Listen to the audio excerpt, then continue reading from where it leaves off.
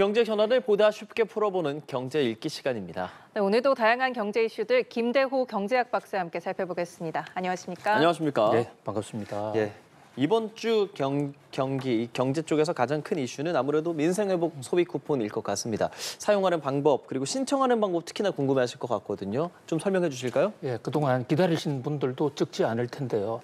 이미 오늘부터 신청이 시작됐습니다. 자, 첫 번째로 중요한 포인트는 예.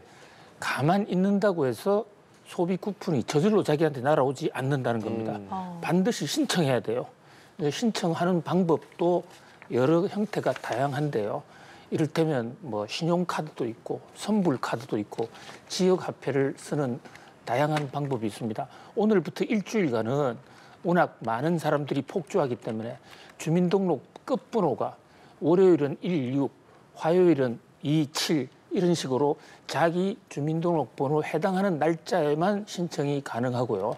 그리고 이제 다음 주부터는 날짜 관계없이 누구든지 해당자는 다 신청을 할 수 있는데 또 중요한 것은 이게 신청 기한까지 신청하지 않으면 받지 못합니다. 그렇기 때문에 이 자기 날짜에 꼭 맞게 신청을 해야 되고요. 또 신청해서 쿠폰을 받았다고 해서 이것이 몇 년간 쓸 수 있는 게 아니에요. 11월 30일까지 쓰지 않으면 그것은 바로 국고로 환수되기 때문에 그 시간을 좀 유념해 볼 필요가 있습니다. 얼마씩 받느냐?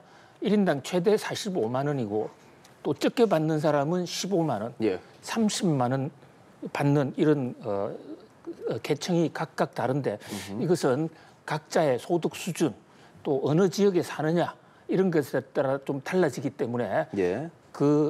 자기가 속한 군을 잘 확인해서 만약에 이게 자기가 30만 원을 받아야 될 해당자인데 10만 원밖에 안 나왔다 이러면 이 신청도 받아주고 있습니다. 아무튼 오늘부터 이제 본격적으로 소비 쿠폰을 신청하고 바로 받아서 바로 사용할 수 있게 됐습니다. 예. 소득 수준이라고 말씀을 해주셨는데 사실 거의 다 사실 15만 원인 것이 맞는 거고 지역에 따라서 3만 원이나 5만 원이 더 추가가 되고 그 소득 수준이 적용되는 거는 차상위 계층, 한부모 가족, 기초생활수급자만인 거죠. 그 그렇습니다. 외에는 다 15만 원 혹은 뭐 지역에 따라서 조금씩 달라지고 그런 거죠. 그렇습니다. 그러니까 뭐 대부분의 국민들은 예, 예. 15만 원 받는다고 보면 크게 틀리지 않을 겁니다. 좀 더 받는 사람들은 우선 한부모 가정인 경우에 그다음에 또 차상위 계급에 속하는 등급에 속하는 분들은 30만 원을 받습니다. 또 기초수급자들은 40만 원 이렇게 기본이 이렇게 나오고요. 예. 자, 또 하나는 지역별로 좀 달라지는데 수도권은 플러스 혜택이 없습니다. 비수도권은 플러스 3만 원. 또 비수도권 중에서 농어촌 지역은 플러스 5만 원이거든요. 자, 요게 지금이라도 이사 가면 더 받을 수 있어요. 그래서 주민등록을 서울에 계시는 분들이 농어촌으로 옮기면 5만 원을 더 받습니다. 반대로 농어촌에 계시던 분은 주소를 만약에 서울로 옮긴다 하더라도 6월 말 기준으로 이미 본인이 농어촌 소속이었다. 그러면 주민등록증 옮겨도 감액되지 않으니까 뭐 신경 쓰실 거는 없을 것 같습니다. 예. 뭐 그 밖에도 형태에 따라 다양하기 때문에 꼭 좀 챙겨보실 필요가 있겠습니다. 예, 15만 원부터 최소 지급되고 1인당 최대 45만 원까지 지급받을 수 있습니다. 자, 이 소비 쿠폰 신청하면 바로 사용이 가능한 건지도 궁금하고요. 또 언제까지 구체적으로 사용을 해야 할지도 궁금하거든요. 그렇습니다. 신청하면 그날 돈은 들어오지 않습니다. 그 다음 날 입금이 되거든요. 예. 그 입금이 되면 바로 다음 날부터 신청할 수 있습니다. 그 1차분은 11월 30일까지 사용하지 않으면 자동으로 자기 신청서상에 자기 선불카드에 돈이 찍혀 있다 하더라도 그냥 사라져 버립니다. 그래서 그 날짜를 챙겨야 되고요. 또 하나 중요한 것은 전국의 모든 상점이 되는 것이 아닙니다. 이것은 어디까지나 민생회복, 특히 영세 자영업자에 집중적으로 소비를 몰아주자 하는 측면이 같이 반영이 되어 있기 때문에요. 연간 매출이 30억 넘어가는 어떤 중형이나 또는 대형 매장에서는 원칙적으로 사용할 수 없습니다. 대형마트, 백화점 이런 데서는 사용할 수 없고요. 예. 프랜차이즈 같은 경우에는 프랜차이즈가 크게 두 가지 종류로 소유권 형태로 나누어 볼 수가 있습니다. 하나는 본사가 직접 경영하는 프랜차이즈가 있을 수 있고, 또 하나의 프랜차이즈는 자영업자가 이제 계약 관계로 해서 영세 상공인이 직접 하는 경우가 있는데, 영세 상공인이 하는 프랜차이즈는 똑같은 프랜차이즈 이름이라도 여기서는 사용이 가능합니다. 그런데 본사가 직영하는 곳은 안 되기 때문에 반드시 사용할 때 본사 직영인지 아니면 어떤 이 계약자가 하는 건지 확인해 볼 필요가 있고요. 예. 또 배달 앱은 원칙적으로 사용이 안 되거든요. 뭐 그런 면에서 괜히 잘 모르고 갔다가 허탕을 치는 일이 없도록 좀 꼼꼼하게 챙길 필요가 있겠습니다. 근데 저는 집 앞에 있는 편의점이 이게 가맹점인지 직영점인지 모르거든요. 이걸 어떻게 할 수 있어요? 물어보면 됩니다. 가서 그냥 이거 여기서 사용 가능합니까라고 그렇습니다. 물어보면 예. 되는 거죠? 아니면 예. 본사에다가 본사 사이트를 들어가서 직영점이 어디고 전국 분포를 다 파악해서 지도를 갖고 찾아다녀도 예. 되고요. 뭐 제일 좋은 것은 일단 사용하기 전에 반드시 여기가 본사 직영입니까? 아니면 가맹점입니까를 꼭 좀 확인해 볼 필요가 있겠습니다. 예. 다만 지금 말씀해주신 그런 사용처들이 굉장히 많잖아요. 예. 그 사용처에 따라서 이게 결과적으로는 이 경기 부양을 위해서 하는 것인데 사용처를 이렇게 나누는 것이 효과가 실질적으로 있냐, 이 부분에 대해서 경제 전문가들은 어떤 생각을 하고 있습니까? 그렇습니다. 이것을 만약에 사용처를 안 나눠버리면 공돈 생겼다 이래서 어디 가서 뭐 요정에 가서 한꺼번에 날린다든지 이럴 수도 있지 않겠습니까?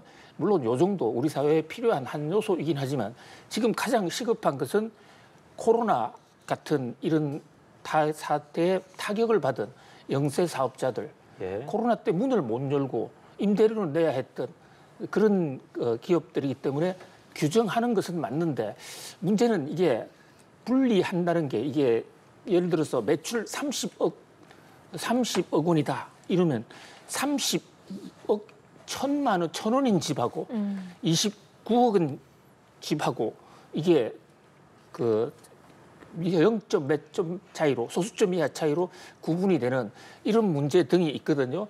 그래서 좀 더 촘촘하게 해볼 필요는 있다. 그다음에 유흥업소의 기준도, 아니 우리가 왜 유흥업소냐? 그런데 또 이제 그 사업주 간에는 좀 이견이 있을 수도 있거든요. 그다음에 이제 가장 지금 헷갈리는 대목이, 대형마트나 백화점 가면 그 안에 영업을 직접 하시는 분이 영세 사업자가 있어요. 백화점이라고 해서 백화점이 모두 직접 하는 거 아니거든요. 백화점 안에 안경점도 있고 또 소수 그 가맹점들이 있는데, 이것은 이번에는 일단 됩니다. 그런데 일반 고객들이 백화점 아예 안 되는 줄 알고 아예 안 간단 말이죠. 그러니까 백화점에 입점했다는 이유로 영세 자영업자임에도 불구하고 손님들이 안 찾아온다.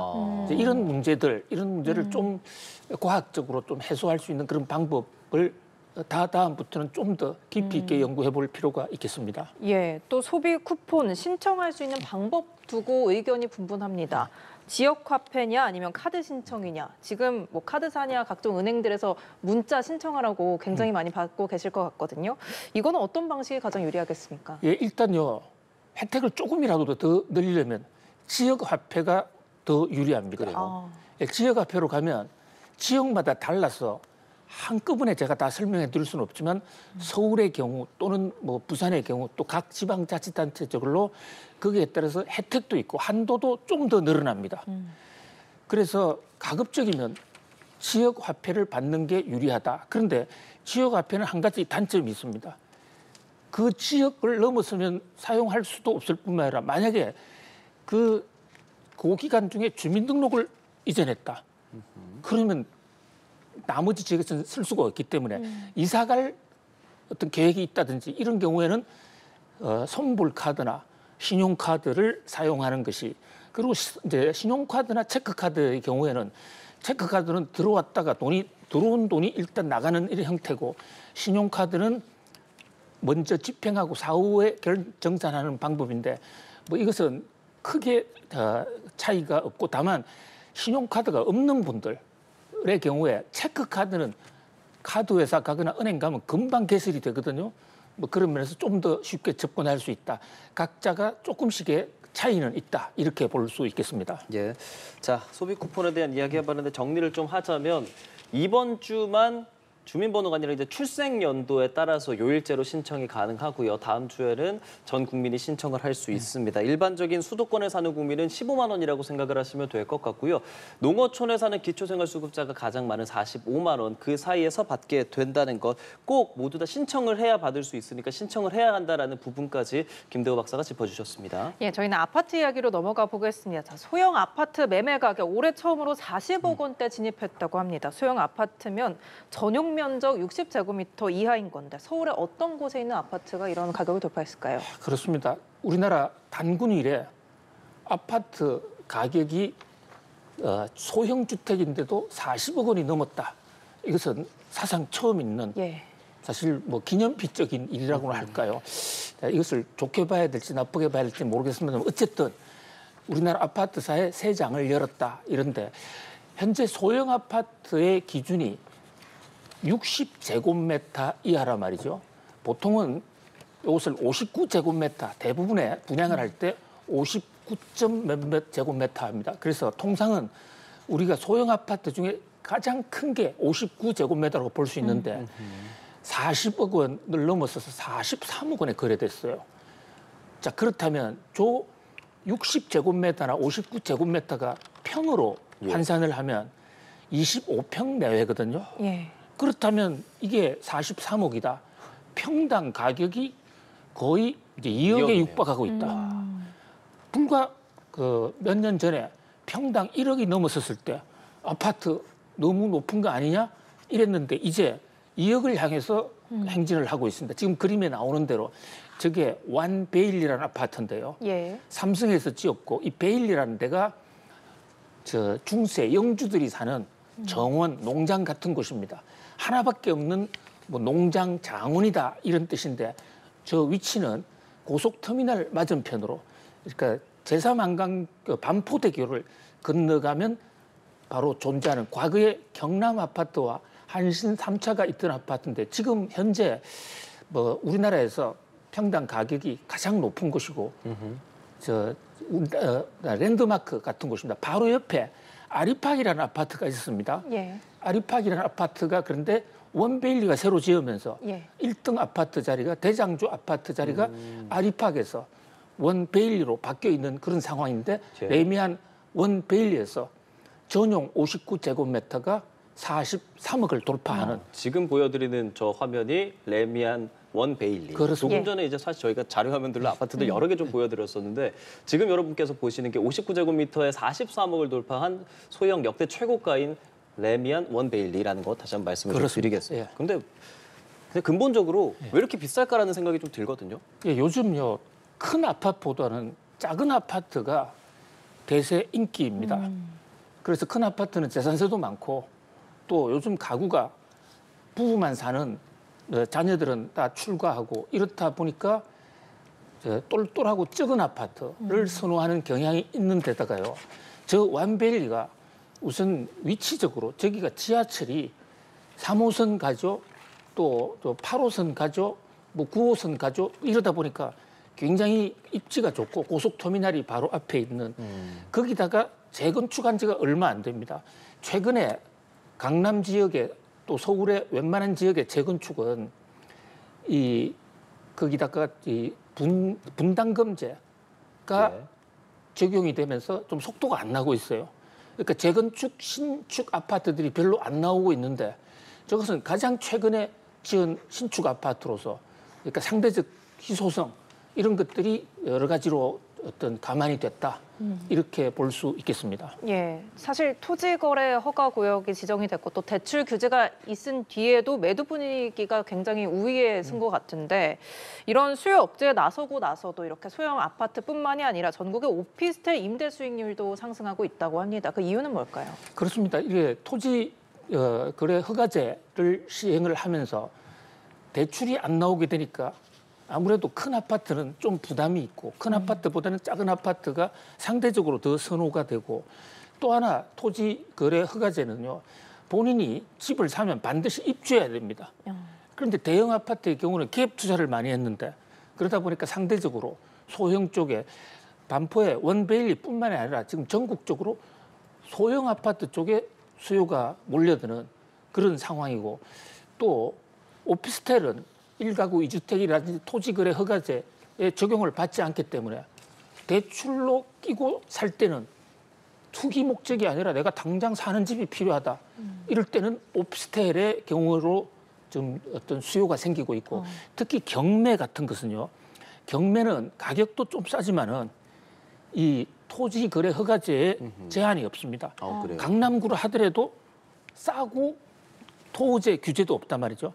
다만 경매를 잘못 사면 권리 관계가 복잡해가지고 분쟁에 휩쓸릴 그런 우려가 있긴 합니다만은 어쨌든 이 틈새 시장, 풍선 효과 이런 것은 여전히 나타나고 있다. 이 얘기는 토지 거래 허가제의 효과가 그 가격 억제하는 효과가 상당히 지금 있지만 그러나 오래 가지는 못할 것이다. 자꾸 다른 쪽으로 풍선 또는 대피, 회피 이런 어떤 아이디어가 많이 분출하고 있다는 것을 보여주는 하나의 경고다 이렇게 볼 수 있겠습니다. 네, 그럼에도 또 경매 시장의 낙찰가율은 7월 들어서 5개월 만에 최저치라는 그런 내용도 있습니다. 자, 저희는 좀 주제를 바꿔보겠습니다. 요즘 기업들이 참 힘들다는 얘기들 많이 하는데 특히나 자금난에 있어서 어음 부도율이 10년 만에 최고치를 경신했다라는 내용들이 들어오고 있습니다. 확실히 기업들이 어렵긴 한다고 봅니다. 그렇습니다. 어음이라는 게 물건을 사고 팔 때 당장에 현찰로 주고받는 이런 거래는 기업 거래에는 없거든요.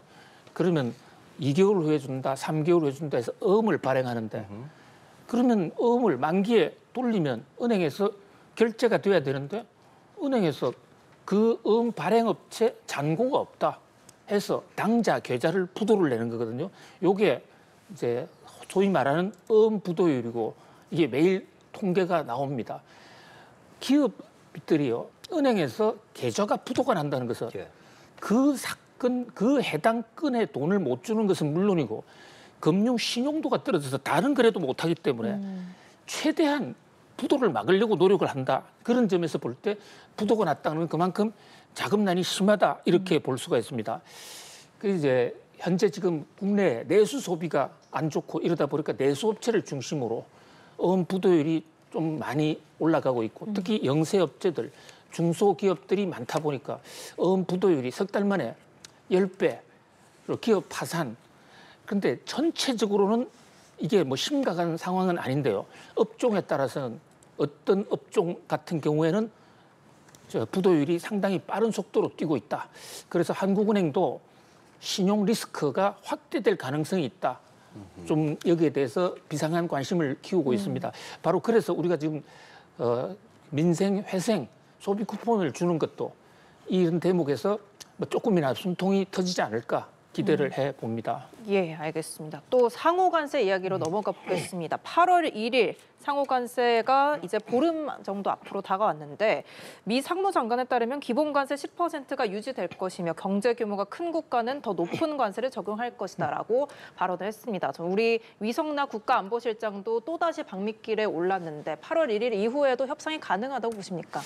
자, 8월 1일 관세 폭탄에 그 시한폭탄이 째깍째깍 다가옵니다. 그런데 밤사이에 러터니 미국 상무장관, 뭐 실세 장관, 관세 전쟁을 이끌어가는 분이 저분이 아주 의미 있는 말을 몇 가지 했습니다.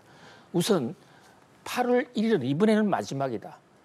이제는 더 이상 유예 없이 무조건 그때까지 협상이 안 체결되는 나라에 대해서는 8월 1일부터 관세 때린다.